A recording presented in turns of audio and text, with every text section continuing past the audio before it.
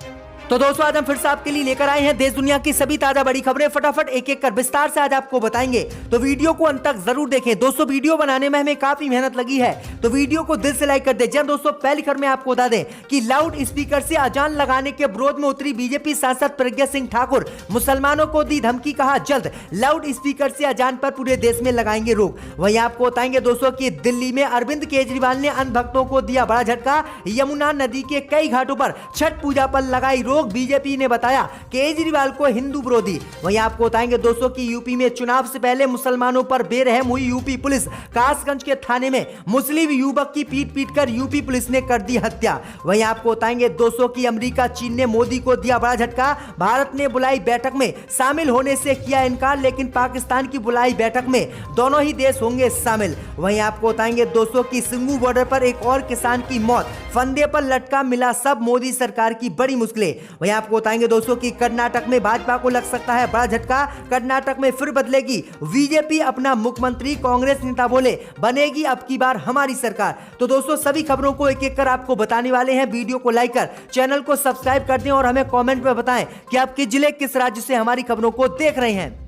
इसी बीच पर तो दोस्तों अगली खबर की ओर, तो लाउड स्पीकर से अजान लगाने के विरोध में उतरी बीजेपी सांसद प्रज्ञा सिंह ठाकुर, मुसलमानों को दी धमकी, कहा जल्द लाउड स्पीकर से अजान पर लगाएंगे रोक। जो दोस्तों आपको बता दें कि भोपाल से बीजेपी सांसद प्रज्ञा सिंह ठाकुर ने लाउड स्पीकर से मस्जिदों में हो रही अजानों पर आपत्ति जताई है और मुसलमानों को चेतावनी दी है कि जल्दी लाउड स्पीकर से हो रही देश की मस्जिदों में अजानों पर बैन लगाया जाएगा और किसी भी मस्जिद में मुसलमानों को लाउड स्पीकर से अजान नहीं देने दी जाएगी। दरअसल आपको बता दें कि ये बातें बीजेपी सांसद प्रज्ञा सिंह ठाकुर ने एक कार्यक्रम में लोगों को संबोधित करते हुए कही हैं। उन्होंने कहा है कि सुबह 5:कुछ पर बहुत जोर जोर से अजान की आवाजें आने लगती हैं, जिससे सभी की नींद खराब होती है। इसके साथ ही जो लोग बीमार हैं उन्हें भी काफी तकलीफ होती है। इसके अलावा साधु सन्यासी भी अपनी साधना उसी वक्त पर शुरू करते हैं जो इन आवाजों से भंग हो जाती है। उन्होंने कहा है कि आरती सुनने की बजाय हमें अजानों की आवाजें सुननी पड़ती हैं। आगे उन्होंने कहा है कि सुबह का वक्त सभी के पूजा अर्चना का होता है, लेकिन तब ध्यान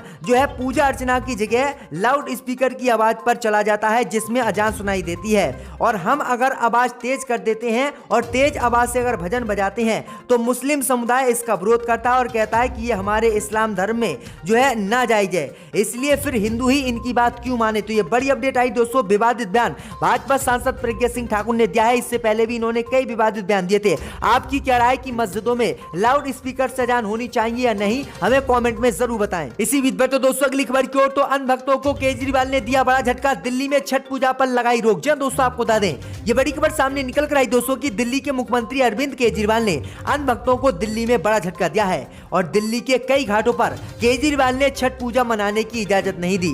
दरअसल आपको बता दें कि अब इसी को लेकर हिंदूवादी संगठन सहित बीजेपी केजरीवाल पर भड़क गई है और केजरीवाल को भाजपा सहित हिंदूवादी संगठनों ने हिंदू विरोधी बताया है। दरअसल आपको बता दें कि इसी मामले को लेकर बीजेपी के नेता और केंद्रीय जल शक्ति मंत्री गजेंद्र शेखावत ने दिल्ली में यमुना नदी के तट पर छठ पूजा की अनुमति नहीं मिलने पर बयान देकर एक नया विवाद भी खड़ा कर दिया है। उन्होंने कहा है कि छठ पूजा की अनुमति नहीं देना दिल्ली के हिंदू सहित मतदाताओं का अपमान करने जैसा है।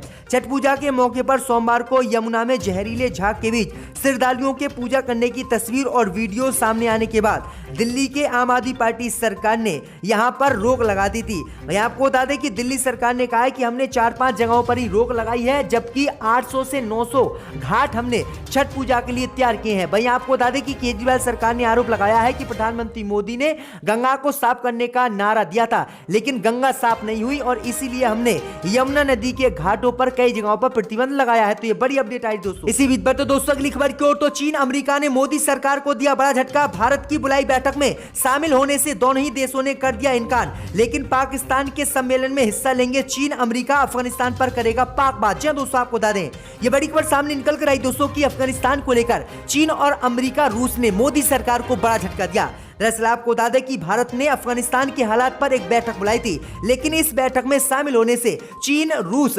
पाकिस्तान और अमेरिका ने इनकार कर दिया, जिसके बाद मोदी सरकार को इन सभी देशों ने बड़ा झटका दिया। लेकिन आपको बता दें कि भारत की अफगानिस्तान पर बैठक में इन देशों ने शामिल होने से इनकार कर दिया, लेकिन पाकिस्तान भी अफगानिस्तान पर इत्र सम्मेलन बुला रहा है और इस सम्मेलन में पाकिस्तान के साथ अमेरिका, रूस, चीन तीनों ही देशों ने आने का ऐलान कर दिया है, जिसके बाद मोदी सरकार की मुश्किलें बढ़ गई हैं। दरअसल आपको बता दें कि बुधवार को ही ये बैठक अब दिल्ली में हुई थी और दिल्ली में इस बैठक में तीनों ही देशों ने आने से इनकार कर दिया। तो ये बड़ी अपडेट आई दोस्तों कि मोदी को बड़ा झटका अमेरिका, चीन, रूस और पाकिस्तान ने दिया है। आपकी क्या राय है, मोदी सरकार में किस तरह से देश नीचे जा रहा है, तो हमें कमेंट में जरूर बताएं। इसी बीच बढ़ते दोस्तों अगली खबर की ओर। तो देश में बढ़ती महंगाई के खिलाफ 14 नवंबर से जन जागरण अभियान शुरू करेगी कांग्रेस पार्टी। राहुल गांधी बोले अन्याय का जवाब मोदी से लेकर रहेंगे। जन दोस्तों आपको बता दें कि देश में बढ़ती महंगाई के खिलाफ कांग्रेस पार्टी जन जागरण अभियान नाम से जन आंदोलन शुरू करने की तैयारी में है। ये जन आंदोलन 14 नवंबर से 29 नवंबर तक देश में किया जाएगा।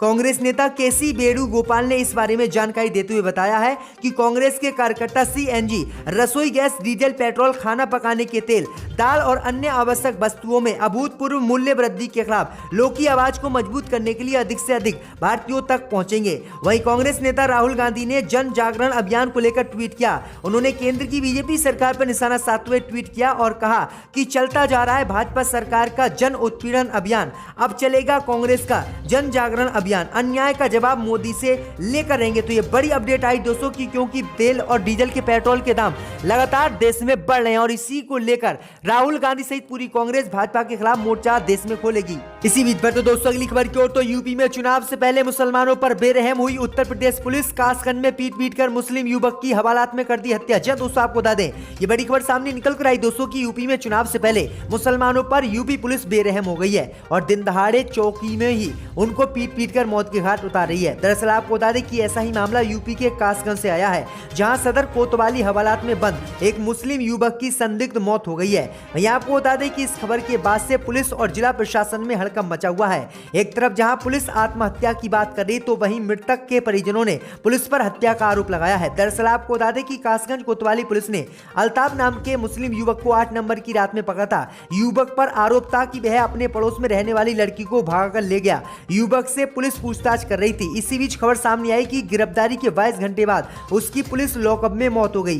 घटना के बाद इलाके में हड़कंप मचा हुआ है। युवक के पिता चांद ने पुलिस पर आरोप लगाया है और कहा है कि उनका बेटा आत्महत्या नहीं कर सकता। पुलिस ने सोची समझी साजिश के तहत मेरे बेटे को फांसी लाकर मौत की घाट उतार दिया। तो ये बड़ी अपडेट आ रही, बुरी तरह से यूपी पुलिस फंस गई है। इसी बीच बढ़ते दोस्तों अगली खबर की ओर। तो कर्नाटक में भाजपा को लगने वाला है बड़ा झटका। कर्नाटक में फिर से मुख्यमंत्री बदलेगी बीजेपी। जन दोस्तों आपको बता दें ये बड़ी खबर सामने निकल कर आई दोस्तों की कर्नाटक में कभी भी भाजपा की सरकार गिर सकती है। अगर सरकार नहीं गिरी तो कर्नाटक में बीजेपी फिर से मुख्यमंत्री बदल सकती है। दरअसल आपको बता दें कि कर्नाटक में बीजेपी का एक बार फिर से सियासी नाटक हो सकता है। भारतीय जनता पार्टी के मुख्यमंत्री बसवराज मुंबई की कुर्सी खतरे में है। कांग्रेस नेता प्रियंका खड़गे ने बुधवार को आरोप लगाया है कि बिटकॉइन घोटाले के चलते मुख्यमंत्री बसवराज मुंबई अपनी कुर्सी गंवानी पड़ सकती है। वर्ष 2008 और 2013 की तरह ही इस बार भी भाजपा सरकार को तीसरा मुख्यमंत्री देखना पड़ सकता है। दरअसल आपको बता दें कि इससे पहले येदियुरप्पा को मुख्यमंत्री पद से बीजेपी ने हटाया था और इससे पहले डीवी सदानंद गौड़ा को मुख्यमंत्री पद से हटाया था। वहीं आपको बता दें कि अब भाजपा तीसरा मुख्यमंत्री बदल सकती है। तो ये बड़ी अपडेट आई दोस्तों, बुरी तरह से झटका भाजपा को लगने वाला है। इसी बीच बढ़ते दोस्तों अगली खबर की ओर। तो अखिलेश यादव के बाद अब ओम प्रकाश राजभर ने की जिन्ना की तारीफ। कहा जिन्ना देश के पहले पीएम होते तो नहीं होता देश का बंटवारा। जी दोस्तों आपको बता दें ये बड़ी खबर सामने निकल कर आई दोस्तों की उत्तर प्रदेश 2022 के विधानसभा चुनाव को लेकर चुनाव से पहले यूपी में जिन्ना की एंट्री हो चुकी है। सपा अध्यक्ष अखिलेश यादव द्वारा जिन्ना के ऊपर दिए गए बयान के बाद भाजपा, बसपा समेत कई राजनीतिक दल हमलावर हैं। तो वहीं अब सुहेलदेव भारतीय समाज पार्टी के राष्ट्रीय अध्यक्ष ओम प्रकाश राजभर ने वाराणसी में जिन्ना पर बयान देकर राजनीति गरमा दी है और जिन्ना की जमकर ओम प्रकाश राजभर ने तारीफ की है।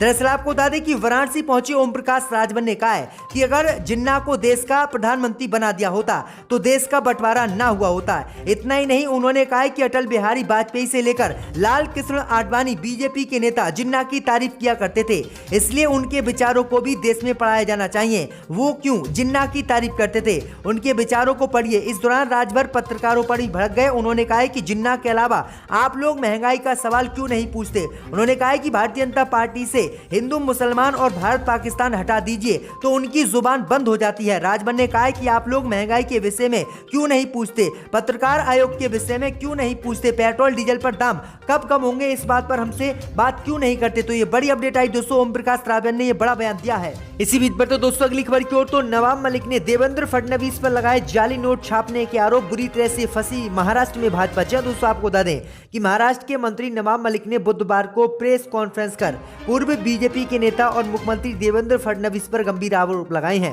उन्होंने सुबह कहा कि मेरे पास सबूत है जिससे साबित होता है कि जब देवेंद्र फडणवीस महाराष्ट्र के मुखिया थे तब उनके इशारे पर महाराष्ट्र में जमकर धन उगाई हुई है। उनके कार्यकाल में नकली नोटों का कारोबार चला था। देवेंद्र के आशीर्वाद से महाराष्ट्र में जमकर जाली नोटों का कारोबार